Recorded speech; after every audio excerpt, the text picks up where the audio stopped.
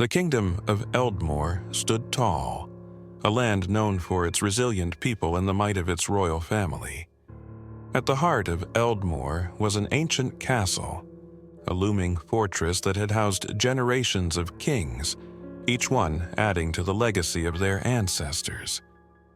But with every proud king, there was a shadow, a hidden history buried in the depths below the castle. This story begins with King Alaric, a man of honor, strength, and unending curiosity. He was unlike his ancestors, who were feared for their brutal reign. King Alaric ruled with fairness and an unshakable belief in justice. Yet, for all his strength, there was one thing that nagged at him. A set of rumors he had heard since childhood. Whispers about a forbidden dungeon deep below the castle, hidden from the light, sealed away to prevent whatever lay inside from escaping. He never knew if it was true or a tale to frighten disobedient children, but now, as king, he decided it was time to uncover the truth. One night, driven by his curiosity and armed with only a single torch and a dagger, King Alaric made his way to the base of the castle. There, behind a decaying tapestry, he found an iron door, massive, ancient, and cold to the touch. He'd never noticed it before, and that alone told him the door held secrets no one had touched for centuries. He pushed it open, the creak echoing down the stone steps that spiraled into darkness. Down he went, torchlight barely illuminating his path, each step heavier and colder than the last. The air grew thick, laced with a foul smell that made him pause and hold his breath. His torch flickered, casting shadows that seemed to dance along the damp stone walls. But he kept going, deeper and deeper, until he finally reached a grand chamber. The room was lined with barred cells, each one stretching into darkness. He could feel an unnatural energy lingering, like the air was charged with a dreadful force waiting to be set free. On the far side of the room, he saw it. A massive, ancient cage covered in rusted chains and marked with symbols he could not read. King Alaric felt a chill that had nothing to do with the cold. It was a dread that seeped into his bones, whispering that this place was no ordinary prison.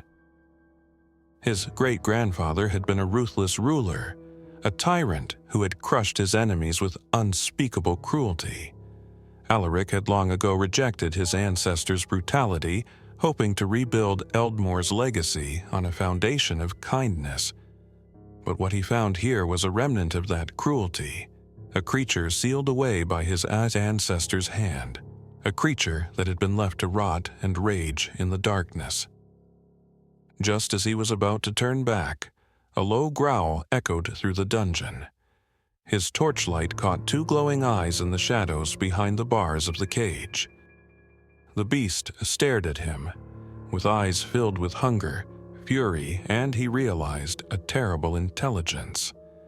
Alaric felt his heart quicken as he backed away, but his curiosity was stronger than his fear.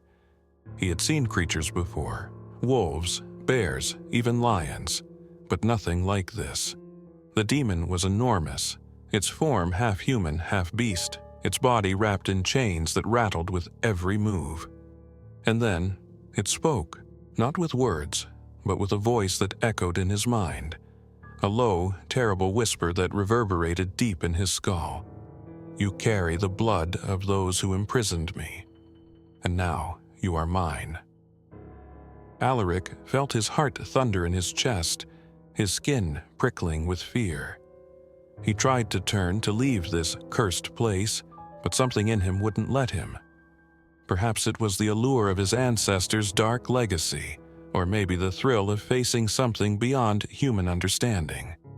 Whatever it was, he felt himself drawn to the cage, stepping closer, until his fingers brushed the chains that held the demon. The moment he touched the chains, they shattered like brittle glass. Alaric stumbled back as the creature's laughter echoed through the dungeon, the sound rolling through the darkness, filling every corner of the chamber. The demon stood, stretching its massive limbs, and Alaric could feel its eyes on him, a predatory gleam that sent ice through his veins. Suddenly, the torch went out. Alaric was plunged into darkness, his senses overwhelmed by the demon's presence. He tried to run, but his legs felt heavy, as though the ground itself held him back. He could hear it moving closer, feel the rush of its foul breath on his neck, until he finally managed to break free and run back up the spiral staircase, never looking back. When he reached the surface, Alaric sealed the door, hoping that somehow it would keep the creature below. But in his heart he knew it was too late. The demon was free, and it was bound to him now. That night, as he lay in his chambers, he could feel its presence, a shadow lingering in the corners, watching him with those glowing eyes.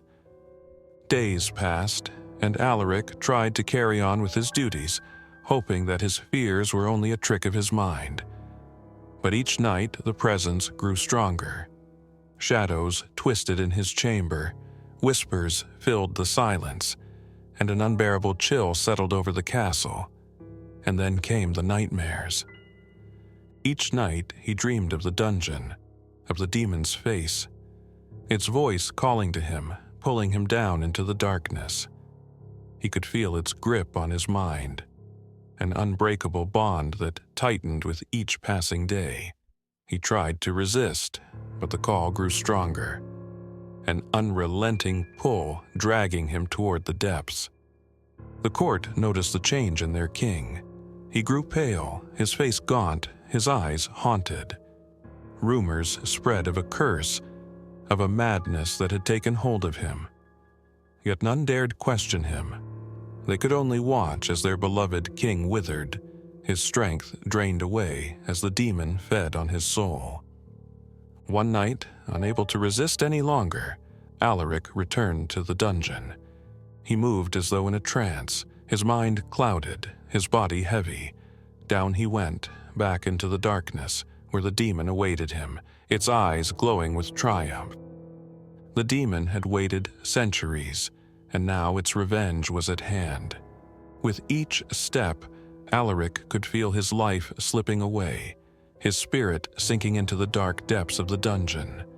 He could see visions of his ancestors, their faces twisted in terror as the demon devoured them, one by one, until only their shadows remained, lingering in the darkness, trapped for eternity. In his final moments, Alaric understood the truth. The dungeon was not just a prison, it was a tomb, a place where the sins of his ancestors had been buried, along with their souls.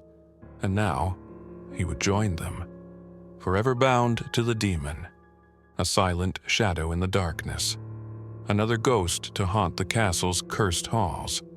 And as the demon claimed him, the last of the royal bloodline of Eldmoor, the ancient chains were reforged, sealing the creature once more. The dungeon fell silent, the darkness swallowing all traces of the king. The door at the base of the castle sealed itself, the secret lost once again, waiting for the next foolhardy soul to venture below. But the castle's walls remembered, and on quiet nights, when the wind howled through the empty corridors, you could hear it, the faint whisper of a king's final scream, echoing through the shadows, a warning to all who might come after. The demon was waiting, and the darkness was patient,